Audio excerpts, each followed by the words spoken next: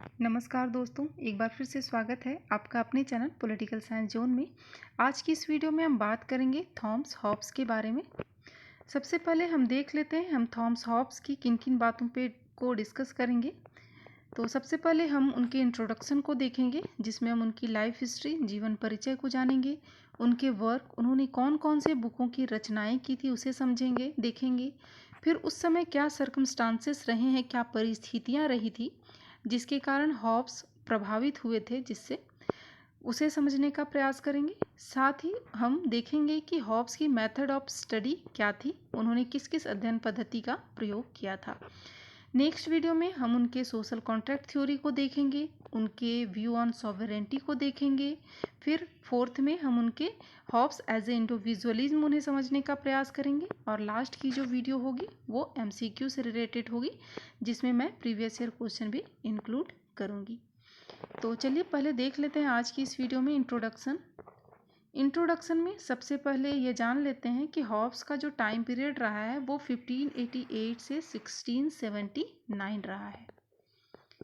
Hobbs का जन्म जो है वो 5 अप्रैल 1588 में हॉब्स का जन्म 5 अप्रैल 1588 में हुआ था, इंग्लैंड के दक्षिणी तट पर स्थित माल्सबरी के पास वेस्टपोर्ट में। हॉब्स का जन्म कहाँ हुआ था? इंग्लैंड के दक्षिणी तट पर स्थित माल्सबरी के पास वेस्टपोर्ट में उनका जन्म हुआ था 5 अप्रैल 1588 में। हॉब्स के जन्म के समय इंग्लैंड पर स्पेन के आर्मेडा ने दहशत फैलाया हुआ था और उस दहशत से हॉब्स की माँ काफ़ी डर गई थी। कहा जाता है कि हॉब्स जब गर्भ में ही थे तो इंग्लैंड पर स्पेन के आर्मेडा ने दहशत फैला दिया था और इस दहशत से हॉब्स की माँ काफ़ी डर गई थी और इसीलिए हॉब्स का जो जन्म है वो समय से पहले हो गया। डर से उनकी माँ इतनी डर गई थी कि हॉब्स का जन्म जो है वो समय से पहले हो गया। हॉब्स कहते भी हैं कि वह और भय, हॉब्स और भय दोनों क्या है? जुड़वां भाई हैं। ये उनका काफ़ी फेमस डायलॉग कह लीजिए है। वो इस परिस्थिति के कारण जो उनका जन्म समय से पूर्व हो गया और भय के समय में हुआ, भय की परिस्थितियों में हुआ, उसके कारण वह कहते हैं कि वह और भय दोनों क्या है? जुड़वां भाई है। अब उनके पिता की बात करें तो उनके पिता वेस्टपोर्ट में पादरी थे। हॉब्स के पिता वेस्टपोर्ट में पादरी थे, लेकिन काफ़ी क्रोधी स्वभाव के थे और कहा जाता है कि वेस्टपोर्ट के दूसरे पादरी पर उन्होंने आक्रमण कर दिया था, जिसके कारण उन्हें निर्वासित कर दिया गया। बिना परिवार को छोड़कर उन्हें निर्वासित होना पड़ा और उसके बाद उनका जो हॉब्स का जो लालन पालन है उनके चाचा ने किया था। हॉब्स काफ़ी मेधावी रहे हैं प्रारंभ से ही। उन्हें वो 4 वर्ष की आयु के ही थे जब उन्होंने अच्छी तरह से पढ़ना लिखना सीख लिया था और 6 वर्ष की आयु में हॉब्स ने लैटिन और ग्रीक भाषा का अध्ययन भी प्रारंभ कर दिया था। नेक्स्ट 14 वर्ष की आयु में, हॉब्स जब 14 वर्ष की ही अल्प आयु में थे तभी उन्होंने यूरिपिडीज के मीडिया नामक नाटक का यूनानी से लैटिन भाषा में अनुवाद भी कर दिया था। इससे उन्हें काफ़ी ख्याति भी मिली थी। ये प्रश्न ऑब्जेक्टिव में आ भी सकता है कि यूरिपिडीज के मीडिया नामक नाटक का कब उन्होंने, किस आयु में उन्होंने अनुवाद किया लैटिन भाषा में। 15 वर्ष की आयु में हॉब्स जो हैं वो ऑक्सफोर्ड विश्वविद्यालय में उन्होंने प्रवेश ले लिया और 20 वर्ष की आयु में, 20 वर्ष की आयु में उन्होंने स्नातक कंप्लीट कर लिया था। और स्नातक कंप्लीट करने के बाद हॉब्स जो हैं वो इंग्लैंड के एक उच्च परिवार थे, कैवेंडिश परिवार। उनके पुत्र विलियम कैवेंडिश के वो शिक्षक नियुक्त हो गए थे। कैवेंडिश के साथ हॉब्स जो हैं वो कई यूरोपीय यात्राएं भी किए थे, जिसके कारण उन्हें काफ़ी ज्ञान अर्जन और काफ़ी बड़े लोगों से उन्हें मिलने का मौका भी मिला था। अपने इसी यूरोपीय यात्रा में जब वो विलियम कैवेंडिश के साथ जो यूरोपीय यात्राएं किए थे उन्होंने, तो इस यात्रा में ही वो इटालियन वैज्ञानिक गैलीलियो से मिले, फ्रांसीसी दार्शनिक डेकार्टो से परिचित हुए और हॉब्स जो है इसी यात्रा से राजतंत्रात्मक व्यवस्था से प्रभावित भी हुए थे। आगे देखें, 1640 में राजा और संसद के बीच जब संघर्ष छिड़ा तब उनका ध्यान राजनीति शास्त्र की ओर गया और उन्होंने इस विषय में राजतंत्रात्मक व्यवस्था के पक्ष में उन्होंने बुक लिखी, जिसके कारण उनके प्राणों को संकट आ गया और जब इंग्लैंड में अशांति फैली तो वो भागकर कहाँ चले गए, फ्रांस चले गए। हॉब्स जब फ्रांस में ही थे, जब हॉब्स इंग्लैंड से भागकर फ्रांस चले गए और जब वो फ्रांस में ही थे तब इंग्लैंड से भागकर आए युवराज, जो युवराज भावी चार्ल्स द्वितीय थे, आगे चल के वो चार्ल्स द्वितीय बने थे, वो युवराज वो भी फ्रांस आए हुए थे इंग्लैंड से भागकर। तो हॉब्स ने उन्हें गणित शास्त्र का अध्ययन दिया, गणित शास्त्र के अध्यापक बने हॉब्स। चार्ल्स द्वितीय के गणित शास्त्र के अध्यापक बने हॉब्स जब वो फ्रांस में थे। 1652 में वापस वो इंग्लैंड आ गए। हॉब्स जो थे वो वापस इंग्लैंड आ गए और 1660 में जब इंग्लैंड में राजतंत्र की पुनः स्थापना हुई और चार्ल्स द्वितीय जिनके वो शिक्षक रहे गणित शास्त्र के फ्रांस में, वो ब्रिटेन के राजगद्दी पर जब बैठा तो हॉब्स के जीवन का क्या हुआ, संकट दूर हुआ और उन्हें सम्मान की प्राप्ति हुई। आगे देखें तो 84 वर्ष की आयु में हॉब्स जो हैं 84 वर्ष की आयु में उन्होंने लैटिन भाषा में अपनी आत्मकथा भी लिखी थी। 87 वर्ष की आयु में उन्होंने यूनान के प्राचीन कवि जो कि होनर हैं, यूनान के प्राचीन कवि होनर, जिनकी प्रसिद्ध पुस्तक थी एलियड और ओडिसी। देखिए इन सभी को आप पॉइंट आउट जरूर करें क्योंकि क्वेश्चन इस तरह के आ सकते हैं ऑब्जेक्टिव एमसीक्यू में। होनर की प्रसिद्ध पुस्तकों एलियड और ओडिसी का अंग्रेजी में उन्होंने क्या किया, अनुवाद किया। 1679 में 91 वर्ष की आयु में हॉब्स की मृत्यु हो गई। तो ये था उनका लाइफ परिचय, जीवन परिचय। जीवन परिचय का अध्ययन करना काफ़ी ज़रूरी होता है फ्रेंड, क्योंकि हम अगर इंटरेस्ट से अगर एक बार अच्छे से पढ़ लेते हैं, समझ लेते हैं, तो हम उनके विचारों को जल्दी समझ पाएंगे, क्योंकि उनकी जो परिस्थितियाँ होती हैं, उनके जो वो काफ़ी उनके जो विचार होते हैं उनके जीवन परिचय से संबंधित होता है, सर्कमस्टांसेस से संबंधित होता है। आगे हम सर्कमस्टांसेस भी पढ़ेंगे। तो नेक्स्ट अब देखते हैं उनके वर्क ऑफ हॉब्स को, उन्होंने कौन कौन सी बुकों की रचना की थी। सबसे पहली जो हॉब्स की बुक थी वो है द एलिमेंट ऑफ लॉ, जो 1640 में आई और इस बुक में उन्होंने विधि संबंधी विचार रखे हैं। उनकी नेक्स्ट बुक डी सिवे जो कि 1642 में आई, इसमें उन्होंने संप्रभुता संबंधी विचार दिया है। उनकी नेक्स्ट बुक लेवियाथन, काफ़ी फेमस बुक थी उनकी, 1651 में आई थी। और लेवियाथन का जो अर्थ होता है वो बाइबल के अनुसार अगर देखें तो उसका अर्थ होता है विशालकाय समुद्री राक्षस। लेकिन हॉब्स जो हैं इस शब्द का प्रयोग प्राकृतिक और मत्स्य न्याय का अंत करने के लिए और समझौते से उत्पन्न प्रभुता संपन्न राज्य की बात उसमें उन्होंने की है।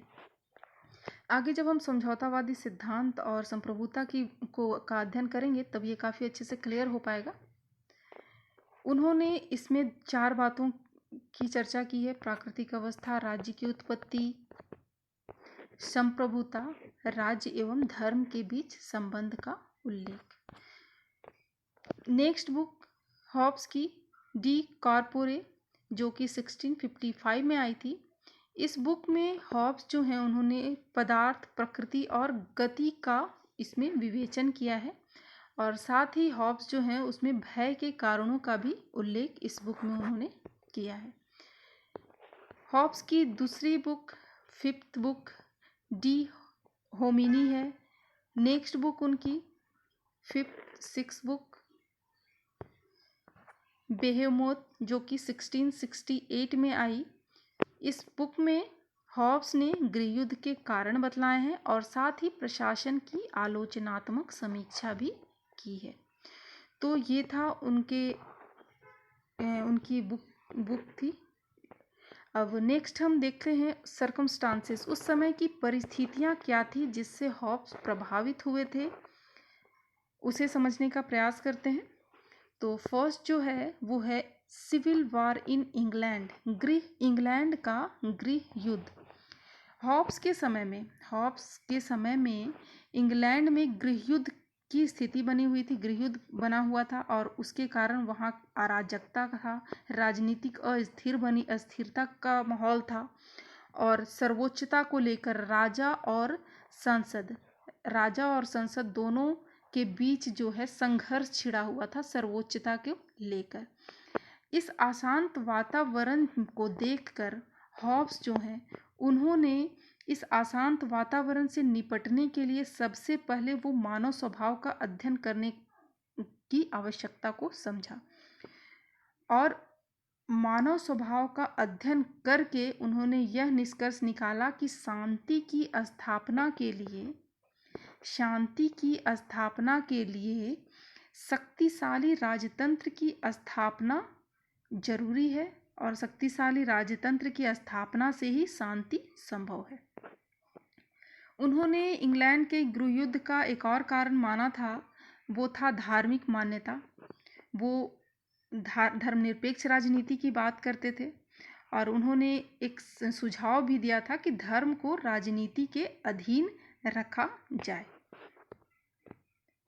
नेक्स्ट जो है डेवलपमेंट ऑफ साइंस, विज्ञान का विकास। तो हॉब्स जो हैं विज्ञान से काफ़ी प्रभावित थे। हॉब्स का जो युग था वो विज्ञान का युग था। इस युग में गैलीलियो, केप्टर, यूक्लिड, डेकार्टा, इन सभी जो वैज्ञानिक थे, ये सब जो थे, इन्होंने नए नए जो खोज किए थे, यंत्र विज्ञान की इन्होंने स्थापना की थी, जिससे हॉब्स जो हैं और मानव विकास भी काफ़ी प्रभावित हुआ था और हॉब्स इन सब से काफ़ी प्रभावित हुए थे। हॉब्स इनके वैज्ञानिक विचारधाराओं से प्रभावित होकर ही अपने विचारों को आगे बढ़ाया था। हॉब्स जो हैं गैलीलियो से काफ़ी प्रभावित थे। उन्होंने गैलीलियो के गति का जो नियम उन्होंने दिया था गैलीलियो, उससे काफ़ी वो प्रभावित थे।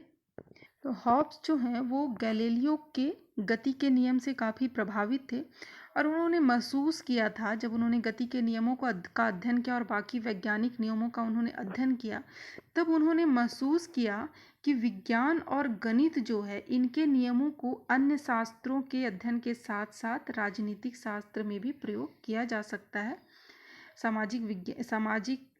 समाजशास्त्र में भी इसका प्रयोग किया जा सकता है और इसीलिए वैज्ञानिक क्रांति ने हॉब्स के चिंतन को काफ़ी एक नई दिशा दी थी। हॉब्स जो हैं वो विज्ञान से काफ़ी प्रभावित हुए थे और हॉब्स के चिंतन को एक नई दिशा मिली थी इस विज्ञान के विकास से। नेक्स्ट है सामंतवाद का पतन। हॉब्स के समय में जहाँ एक और विज्ञान का विकास हो रहा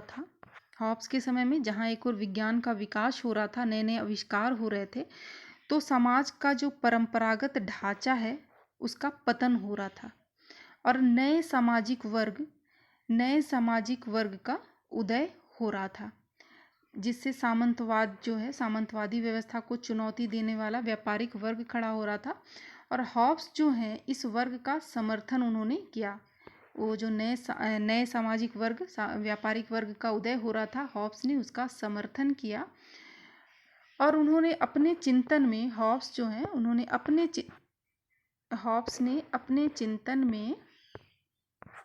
अपने चिंतन में राज्य को एक साधन मात्र माना था और व्यक्ति के पूर्ण अधिकार को उन्होंने माना था। तो उन्होंने सामंतवाद का विपक्ष में उन्होंने बातें की थी। अब देख लेते हैं मेथड ऑफ हॉब्स का क्या मेथड था, हॉब्स ने किस अध्ययन पद्धतियों को अपनाया था, उसे समझ लेते हैं। तो हॉब्स जो हैं वो उन्होंने वैज्ञानिक भौतिकवाद को अपनाया था। हॉब्स की अध्ययन पद्धति क्या थी? वैज्ञानिक भौतिकवाद की अध्ययन पद्धति थी। हॉब्स जो हैं वो पहले ऐसे आधुनिक दार्शनिक थे जिन्होंने राजनीतिक सिद्धांत को वैज्ञानिक आधार पर अध्ययन किया था। हॉब्स जो हैं वो पहले ऐसे आधुनिक दार्शनिक थे जिसने राजनीतिक शास्त्र को वैज्ञानिक आधार पर अध्ययन किया था। उन्होंने ऐतिहासिक पद्धति को नहीं माना, उन्होंने धर्मवादी पद्धति को नहीं माना, बल्कि इन सब से हटकर उन्होंने वैज्ञानिक भौतिकवाद को माना और भौतिक मनोवैज्ञानिक पद्धति को उन्होंने अपनाया। हॉब्स ने वैज्ञानिक और भौतिकवाद दोनों को जोड़कर एक नई पद्धति का उन्होंने अध्ययन किया, नई पद्धति का विकास किया, जो कि था वैज्ञानिक भौतिकवाद। और इस पद्धति के आधार पर उन्होंने अध्ययन किया था। अब ये वैज्ञानिक और भौतिकवाद, इसका अलग अलग अगर अध्ययन करें तो वैज्ञानिक का अर्थ क्या होता है? वैज्ञानिक का अर्थ होता है कार्य कारण संबंध। कोई कार्य क्यों हुआ, इसका क्या कारण है, कोई कार्य क्यों हुआ, इसका क्या कारण है, इन सब भी चीज़ों पे अध्ययन करके जब कुछ निष्कर्ष निकलता है तो उसे वैज्ञानिक कारण कहते हैं। जिसमें कार्य कारण संबंध देखा जाता है उसे वैज्ञानिक कहते हैं। तो हॉब्स जो हैं वो वैज्ञानिक पद्धति को अपनाते हैं। वो तात्कालीन समय में हॉब्स जो हैं वो तात्कालीन समय में जो वैज्ञानिक आविष्कार हो रहे थे उससे वो प्रभावित थे और इस पद्धति का प्रयोग उन्होंने उसी वैज्ञानिक आविष्कारों से प्रभावित होकर ही किया था। उनका मानना था, हॉब्स का मानना था कि भौतिक विज्ञान की तरह ही, भौतिक विज्ञान जो फिजिक्स केमिस्ट्री बायोलॉजी जैसे हैं, ये सब विज्ञान जो है, भौतिक विज्ञान जो है, इसकी तरह ही सामाजिक विज्ञान की भी एक निश्चित पद्धति होनी चाहिए। उन्होंने क्या बोला कि भौतिक विज्ञान की तरह ही सामाजिक विज्ञान की भी एक निश्चित पद्धति होनी चाहिए। जिस प्रकार भौतिक विज्ञान में प्रयोग द्वारा एक निश्चित निष्कर्ष पर निकला जाता है, जैसे भौतिक विज्ञान में हम किसी एक प्रयोग करते हैं और उसके बाद जो निष्कर्ष निकाला जाता है, उसी तरह सामाजिक विज्ञान की भी एक निश्चित पद्धति होनी चाहिए ताकि क्या हो सके, निश्चित निष्कर्ष पर हम निकल सके। हॉब्स ने आधारभूत सिद्धांत भी दिए थे इस विषय पे। उन्होंने कहा कि निर्णय लेने की शीघ्रता होनी चाहिए, इस पद्धति में निर्णय लेने की शीघ्रता और निष्पक्षता होनी चाहिए। ऐसी पद्धति होनी चाहिए जिसमें निर्णय लेने की शीघ्रता और निष्पक्षता होनी चाहिए। सरलता से जटिलता की ओर बढ़ना चाहिए, सरलता से जटिलता की ओर बढ़ना चाहिए। साथ ही तथ्य एकत्रित करना चाहिए, फिर तथ्यों का परीक्षण करना चाहिए, जैसे भौतिक विज्ञान में होता है। तथ्य एकत्रित करना चाहिए, उसका परीक्षण करना चाहिए और उसके बाद निष्कर्ष निकालना चाहिए। तो हॉब्स जो हैं वो वैज्ञानिक पद्धति के हिसाब से सामाजिक विज्ञान को भी कहते थे कि जिस प्रकार भौतिक विज्ञान का प्रयोग द्वारा एक निश्चित निष्कर्ष निकाला जाता है, उसी तरह सामाजिक विज्ञान की भी एक निश्चित पद्धति होनी चाहिए। उन्होंने कहा कि इसमें निर्णय लेने की शीघ्रता होनी चाहिए, निष्पक्षता होनी चाहिए, सरलता से जटिलता की ओर बढ़ना चाहिए और साथ ही इसमें भौतिक विज्ञान की तरह ही तथ्य एकत्रित होने चाहिए, उसका परीक्षण किया जाना चाहिए और उस परीक्षण के बाद जो निष्कर्ष हो उसे निकालना चाहिए। तो इस प्रकार वो वैज्ञानिकता की बात करते हैं। फिर भौतिकवाद को देखें तो भौतिकवाद का अर्थ होता है वास्तविक, भौतिक वास्तविक जो है सो है। हॉब्स जो हैं वो धार्मिकता और नैतिकता में विश्वास नहीं करते हैं, बल्कि वो वातावरण के यथार्थता में विश्वास करते हैं, यथार्थता वास्तविकता में विश्वास करते हैं। उनके अनुसार, हॉब्स के अनुसार, संसार के पदार्थ जो हैं उसके अतिरिक्त कुछ भी सत्य नहीं है। वो कहते हैं हॉब्स कि संसार के पदार्थ के अतिरिक्त कुछ भी सत्य नहीं है। उन्होंने भौतिकवाद को स्पष्ट भी किया है और उन्होंने अपने दर्शन का जो आधार है उसे गति को माना है, जो कि वो गैलीलियो से प्रभावित होकर उन्होंने गति का सिद्धांत को अपने दर्शन का आधार बनाया है और भौतिकवाद को स्पष्ट करते हुए कहते हैं कि दर्शन का अधिकार गति है उनके अनुसार अलौकिक संसार जो है, जो यह संसार है, वह पूर्ण रूप से क्या है, आंतरिक व्यवस्था है। यह संसार पूर्ण रूप से यांत्रिक व्यवस्था है और यहाँ जितनी भी क्रियाएं होती है उसके पीछे क्या है, पदार्थ की गतिशीलता।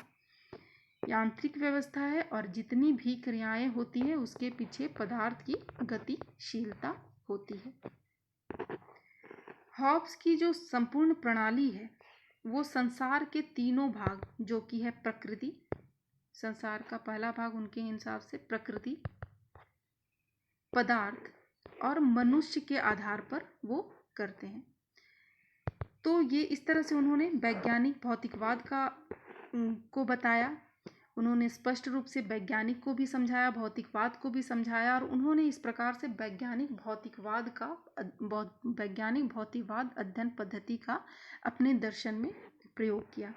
साथ ही साथ हॉब्स जो हैं उन्होंने दार्शनिक पद्धति का भी प्रयोग किया, तार्किक पद्धति का भी प्रयोग किया और चिंतनात्मक पद्धति का भी हॉब्स ने अपनी विचारों में, अपने अध्ययन पद्धति में उन्होंने इन सब का प्रयोग किया है। आई होप फ्रेंड आप लोगों को मेरी वीडियोस पसंद आई होगी। मिलते हैं नेक्स्ट वीडियो में, तब तक के लिए धन्यवाद।